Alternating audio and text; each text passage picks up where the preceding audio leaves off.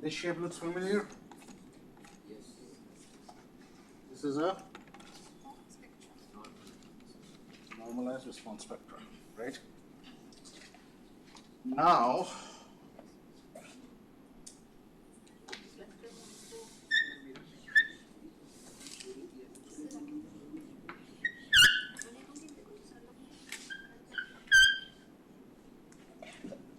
your SA spectral acceleration, omega is, this is spectral displacement, omega is,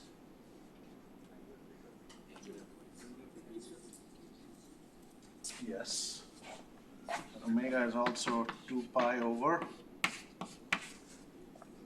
t. So if you rearrange this, SD is t squared over 4 pi squared SA.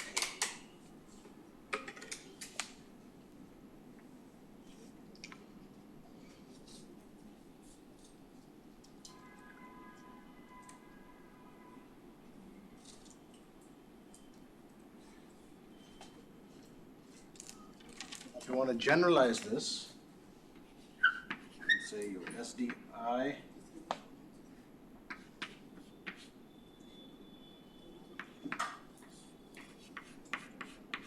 pi squared for 1.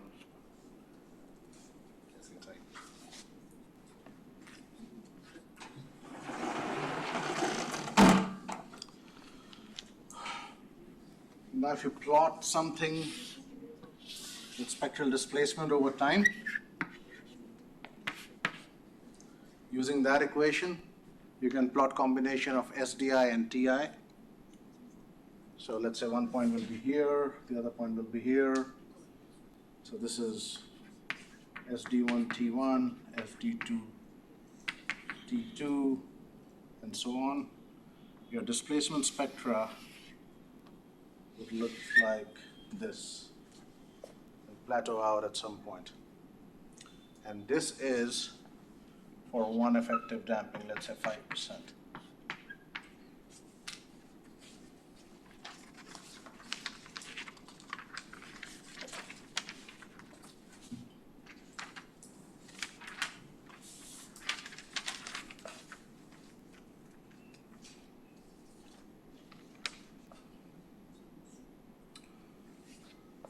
So to get another line at a different effective damping,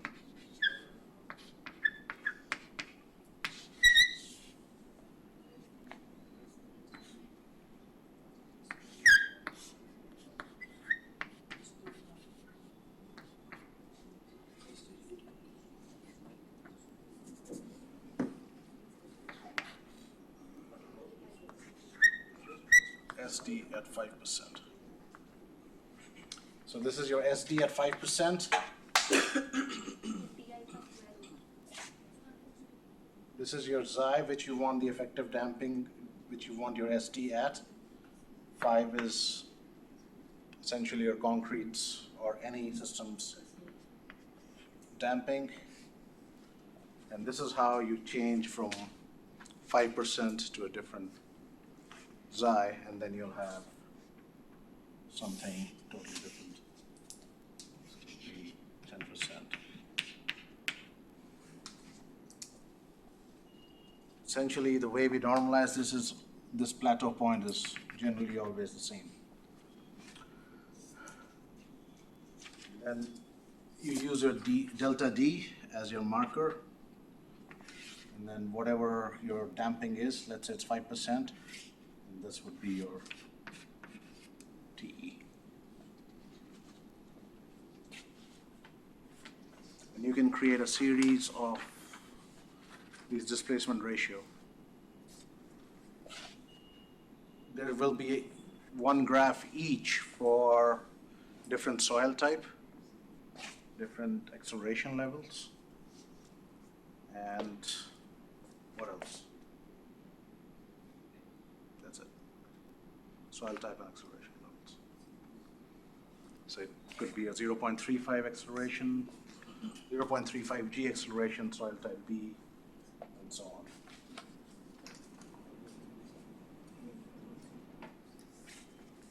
Any questions on this?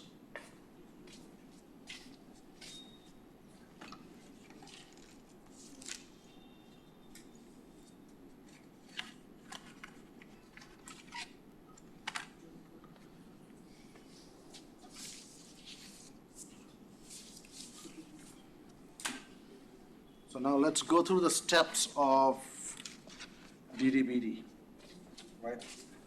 Once we go, we'll just list the steps and then we can walk into a numerical if time permits. Otherwise, we'll do that first thing in the morning tomorrow at 9. So all concepts are done for DDBD. Let's summarize for RC building, a reinforced concrete building.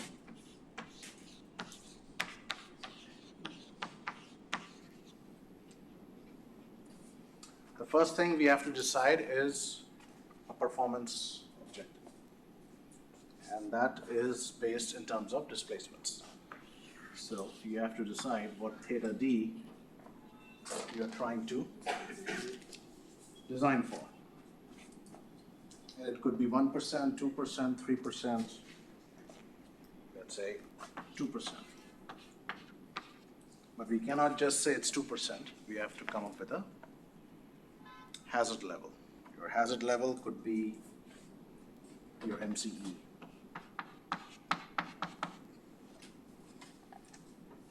Or could be a 2% return probability in 50 years or 100 years. So again, that's dependent on you and your performance objective.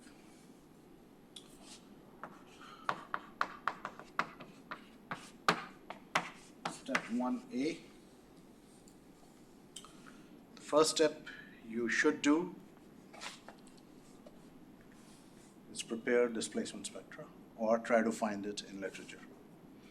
You can try to find online, maybe try ChatGPT if it has some. You might not find it, but you can look in literature, you can look in other papers, but you can also construct it. You can prepare an Excel sheet and just plot these. It should take you not more than 20 minutes to do so. So first step is construct displacement.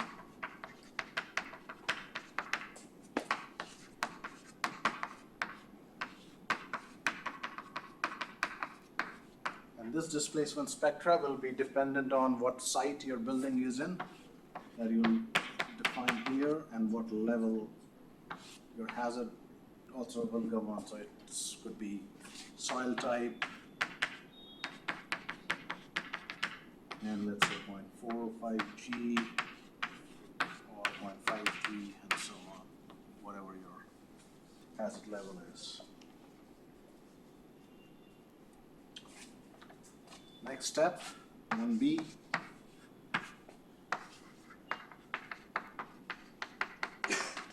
Compute your floor and roof masses for your lump mass model.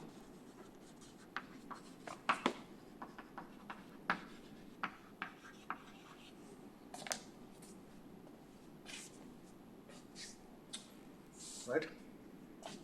Create a lump mass model like this.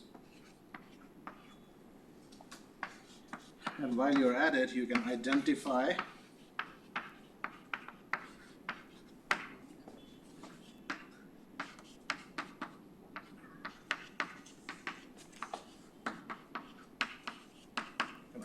critical story.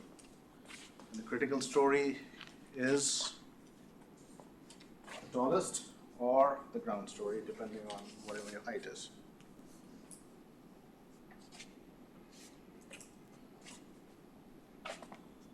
Step 2A.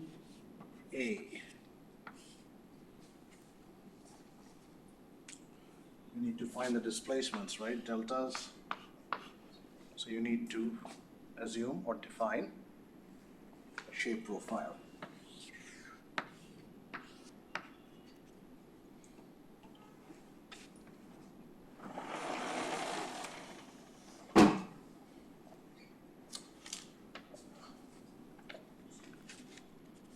And the shape profile can be the one given by Priestley or can be one given by any other researcher. There are multiple shape profile functions, but we'll probably use the one given by Priestley. that bifurcates in whether n is equal to or less than 4, or n is equal to or greater than, or n is greater than 4. 2b, compute critical story parameters, right?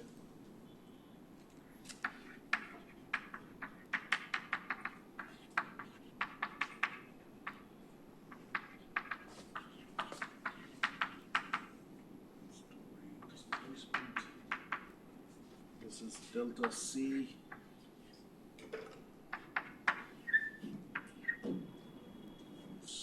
H is the height of the critical story. The height of the critical story, not the height from the ground. It's just the height. Then you can compute displacement profiles for all the stories.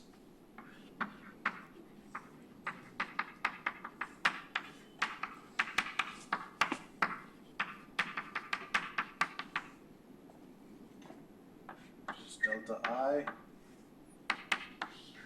phi I, delta C.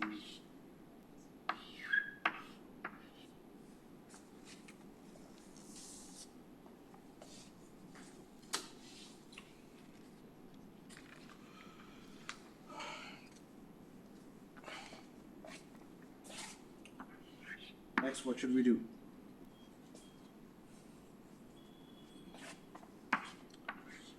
Calculate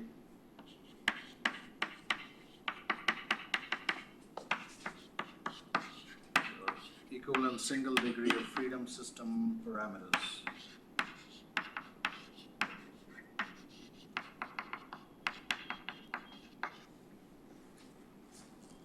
which are your delta D,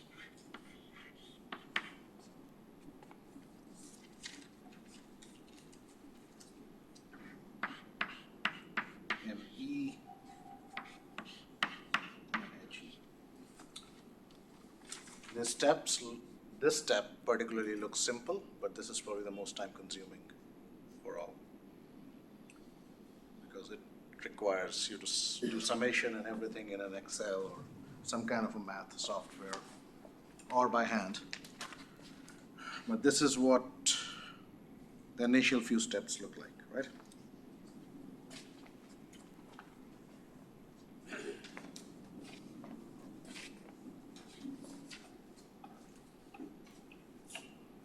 Let's see if I can do it here. 2E, calculate ductility.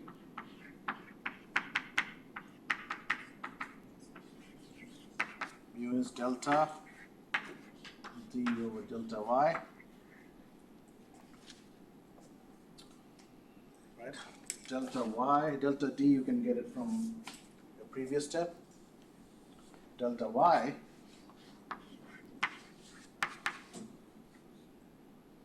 is theta YF times HE theta YF for a reinforced concrete beam system, beam column system.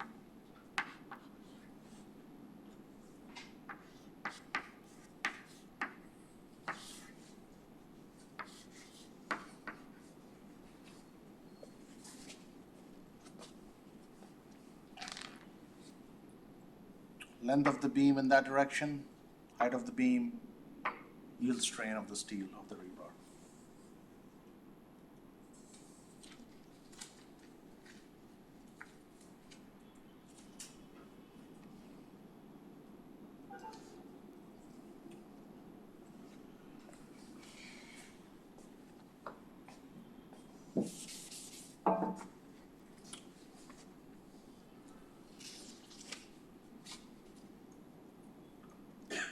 Step 2F is calculate your damping.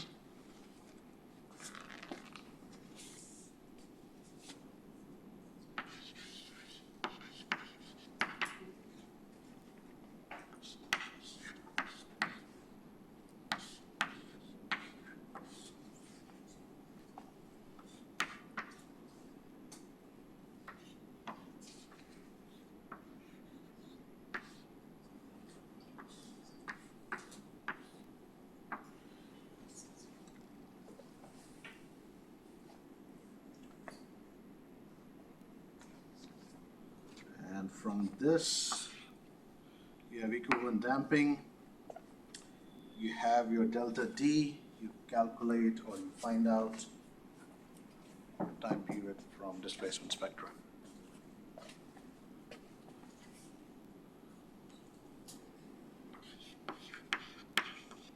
Look up PE from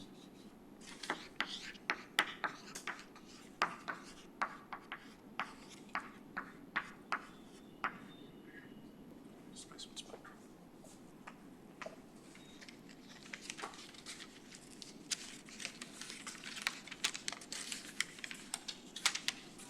What's next?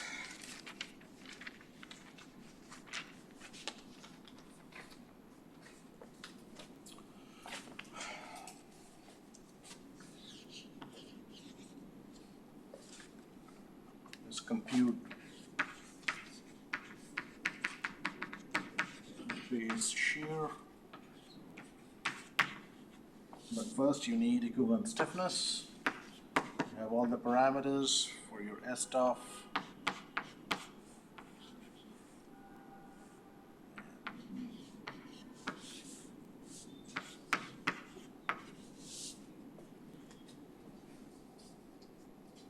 Is that right?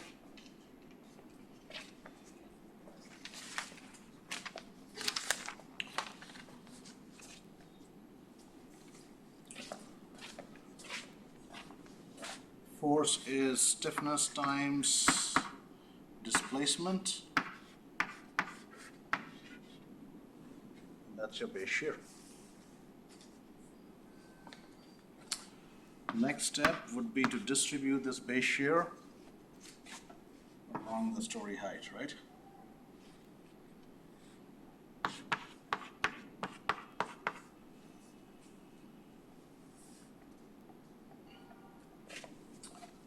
So your 2H would be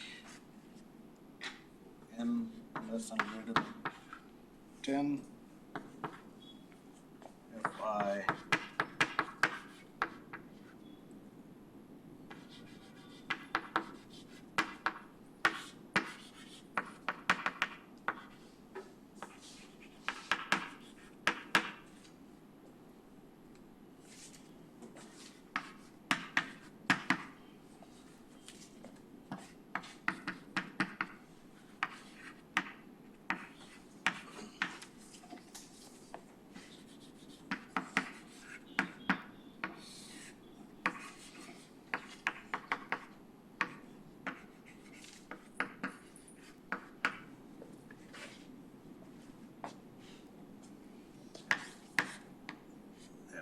roof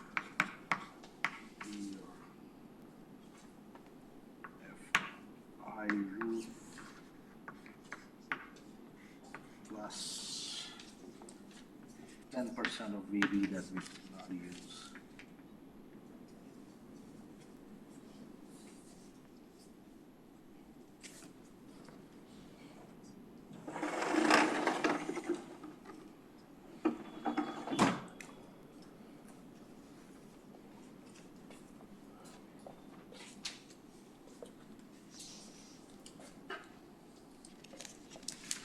Any questions?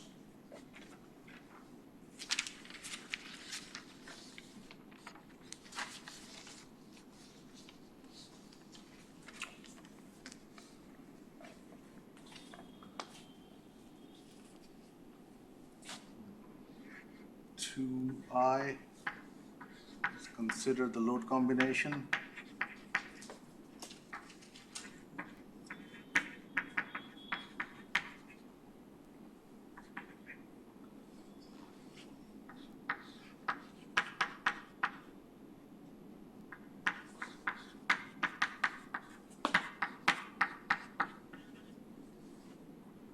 And same for Fy.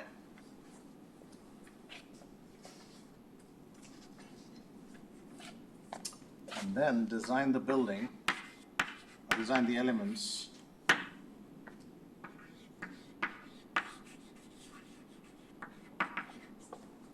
using capacities or expected strengths. values, which is for concrete is 1.5 times your characteristic strength. For steel, it's 1.25 times.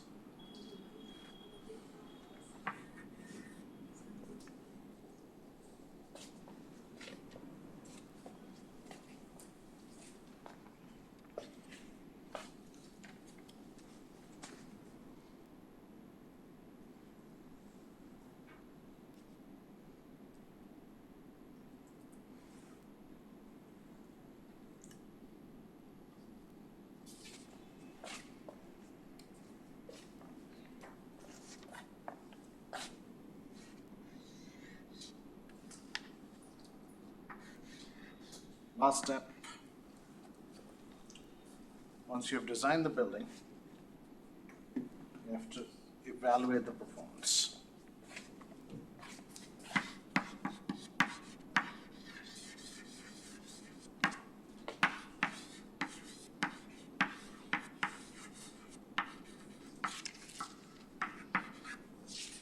How do you evaluate performance?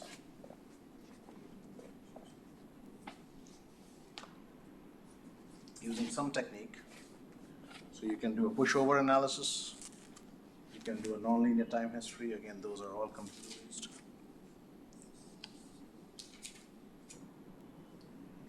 So initially, the sizing will be based on your experience as a designer for your initial value, and then you will reiterate using those analysis, whether it fails or passes those combinations, which is similar to what you do for your.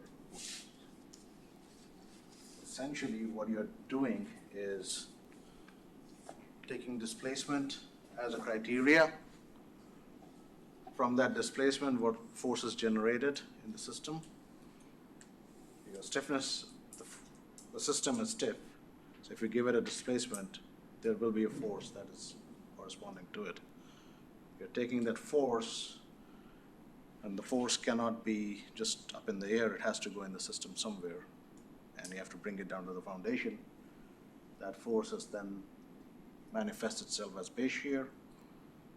Divide the base shear among your floors, you add that to your load combination, design using expected strength, the beams, and then evaluate the performance.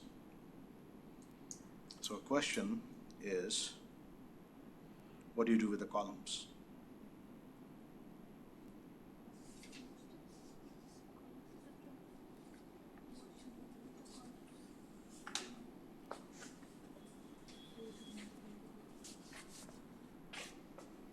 Any ideas?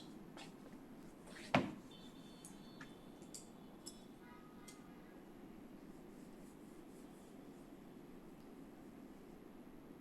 an earthquake, do you want your beams to fail or your columns to fail? So you want to design, you want a capacity to design your columns. If you have a strong column, weaker beam, that way you can control your failure modes, control your displacements. So that's why we are focused more on beams, because we are assuming as designers, as MTech PhD students, BTech students, you are well versed in column design, but instead of using characteristic strength, you're using expected for column, doing the capacity design, you're stiffening a lot whole column system, and with special ductility requirements, you are designing the beam column junction as well. For the beams, you're allowing it to drift. You're taking care of drift compatibility between the beam column junction. You know what drift compatibility is? So if your beam is trying to move 2%, right? Is your building. Beam is trying to move 2%. Column is trying to resist it. But for the integrity of the building, the column has to come along for the right as the ground is shaking. So that's called drift compatibility. Any questions?